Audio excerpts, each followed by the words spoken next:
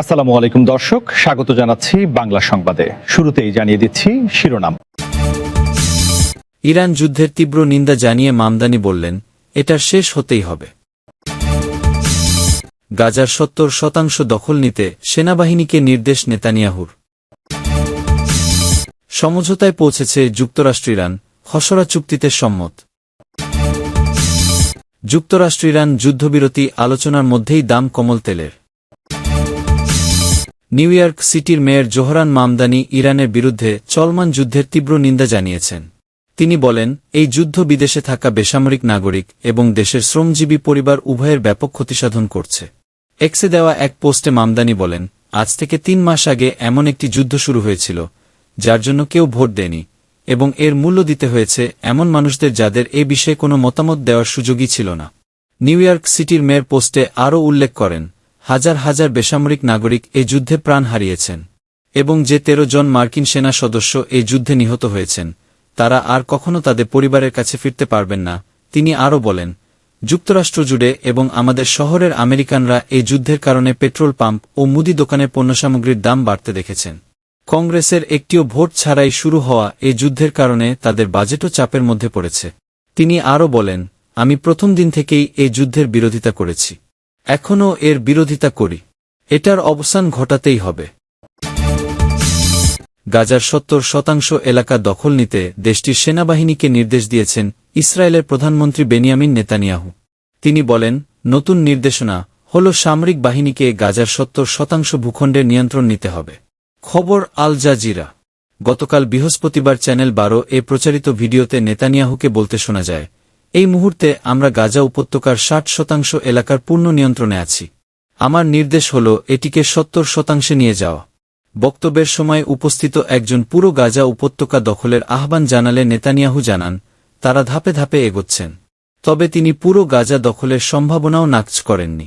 Benjamin Netanyahu বলেন, আমরা ৫০% ছিলাম, আমরা ৬০% পৌঁছেছি এবং আমার নির্দেশনা হল প্রথমে ৭০% যাওয়া। চলুন তা দিয়েই শুরু করা যাক।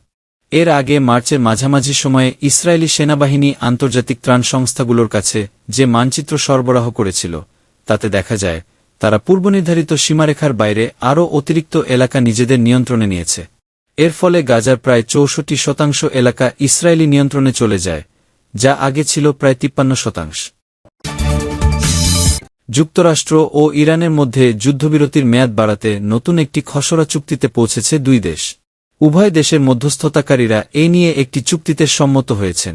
এই চুক্তির আওতায় চলমান যুদ্ধবিরতির মেয়াদ আরও ৬০ দিন বৃদ্ধি এবং ইরানের পরমাণু কর্মসূচির ভবিষ্যৎ নিয়ে আনুষ্ঠানিকভাবে আলোচনা শুরু হবে। তবে এটি এখনও দুই দেশের শীর্ষ নেতৃত্বের অনুমোদন পায়নি। মার্কিন সূত্রের বরাতে এ তথ্য জানিয়েছে বিবিসি। উপসাগরীয় অঞ্চলে নতুন করে হামলাপাল্টা হামলার খবরের মাঝেই এই চুক্তির কথা সামনে চলে আসল। ইরানের ইসলামী বিপ্লবী গার্ড কোর আইআরজিসি জানিয়েছে, তারা ওই অঞ্চলের একটি মার্কিন বিমান ঘাঁটিতে হামলা চালিয়েছে। এর আগে বুধবার রাতে দক্ষিণ ইরানে নতুন করে হামলা চালিয়েছিল যুক্তরাষ্ট্র। গত কয়েক দিনে ইরান ও যুক্তরাষ্ট্র একে অপরের বিরুদ্ধে ভঙ্গুর যুদ্ধবিরতি লঙ্ঘনের অভিযোগ তুলে আসছে। বুধবার ইরানের রাষ্ট্রীয় গণমাধ্যমে একটি অনানুষ্ঠানিক খসড়া সমঝোতা স্মারকের MOU ১৪টি পয়েন্টের কিছু অংশ প্রকাশিত হয়েছে। এতে বলা হয়েছে, ওয়াশিংটনকে ইরানের বন্দরগুলোর ওপর থেকে নৌ অবরোধ তুলে নিতে হবে এবং ইরানের আশপাশ থেকে মার্কিন সেনা প্রত্যাহার করতে হবে। এছাড়া ইরান ও ওমানের নিয়ন্ত্রণে হরমুজ প্রণালী দিয়ে বেসামরিক যান চলাচল পুনরায় স্বাভাবিক করার বিষয়েও এতে উল্লেখ রয়েছে। বিশ্বের ১/৫ তরলীকৃত প্রাকৃতিক গ্যাস এবং তেল সাধারণত এই নৌপথ দিয়ে পরিবহন করা হয়। এটি বন্ধ থাকায় বিশ্বব্যাপী জ্বালানি বাণিজ্যে মারাত্মক প্রভাব পড়েছে। যদিও হোয়াইট হাউস সংক্ষিপ্ত একটি বিবৃতিতে এই সমঝোতা স্মারকের খসড়াকে সম্পূর্ণ বানোয়াট বলে আখ্যায়িত করেছে। গত সপ্তাহের শেষ দিকে উভয় পক্ষই একটি চুক্তির অগ্রগতির বিষয়ে ইঙ্গিত দেয়। এর ফলে একটি আনুষ্ঠানিক ঘোষণা আসতে পারে বলে ধারণা করা হচ্ছিল। ৮ এপ্রিল যুক্তরাষ্ট্র ও ইরানের মধ্যে প্রাথমিক যুদ্ধবিরতি কার্যকর হয়। এরপর থেকে মার্কিন প্রেসিডেন্ট ডোনাল্ড ট্রাম্প বারবার ইঙ্গিত দেন যে উভয় পক্ষ চুক্তির খুব কাছাকাছি রয়েছে। আলোচনা এগিয়ে চলছে, তবে প্রতিবারই আলোচনার মাধ্যমে এই সংঘাত অবসানের আশা ভেস্তে গেছে। ইসলামাবাদে অনুষ্ঠিত আলোচনা কোনো সুনির্দিষ্ট চুক্তি ছাড়াই শেষ হয়েছে।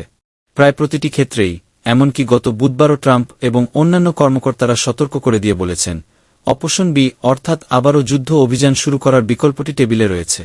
গত সপ্তাহেও ট্রাম্প ও সাংবাদিকদের বলেন, তিনি ইরানে নতুন করে বিমান হামলার নির্দেশ দেওয়ার মাত্র 1 ঘণ্টা দূরে ছিলেন, কিন্তু শেষ পর্যন্ত মার্কিন মিত্রদের অনুরোধে তিনি তা থেকে বিরত থাকেন। বুধবার এক মন্ত্রিসভার বৈঠকে ট্রাম্প বলেন, আলোচনা এগিয়ে চলছে, তবে তিনি জোর দিয়ে বলেন, ইরানের প্রস্তাবটি এখনও চূড়ান্ত পর্যায়ে পৌঁছায়নি, আরও কাজ বাকি রয়েছে। ট্রাম্প এই যুদ্ধবিরতির মেয়াদ বাড়ানোর চুক্তিতে তার চূড়ান্ত অনুমোদন কবে দেবেন বা আদৌ দেবেন কিনা তাও অনিশ্চিত।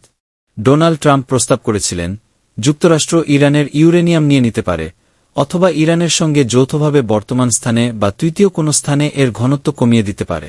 সংবাদ মাধ্যম অ্যাক্সিওস বৃহস্পতিবার প্রথম এই খসড়া চুক্তির কথা জানায়।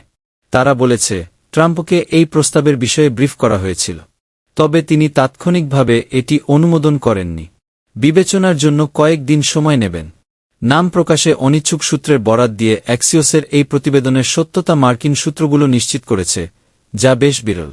এটি ইঙ্গিত করে যে, দুই পক্ষ হয়তো দীর্ঘ 6 সপ্তাহেরও বেশি সময় ধরে চলা যুদ্ধবিরতির যেকোনো সময়ের তুলনায় এখন চুক্তির সবচেয়ে কাছাকাছি রয়েছে। প্রতিবেদনে বলা হয়েছে, এই চুক্তি হরমুজ প্রণালী দিয়ে অবাধ যাতায়াতের অনুমতি দিতে পারে। এছাড়া এই সংকীর্ণ নৌপথ থেকে মাইন অপসারণের জন্য ইরান 30 দিন সময় পাবে। যুক্তরাষ্ট্র তাদের অবরোধ প্রত্যাহার করবে এবং ইরানকে পুনরায় তেল বিক্রির অনুমতি দিতে নিষেধাজ্ঞা শিথিল করবে।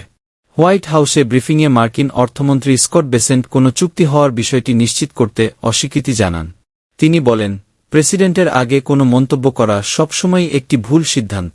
সব প্রক্রিয়ায় প্রেসিডেন্টের সিদ্ধান্তের ওপর নির্ভর করছে।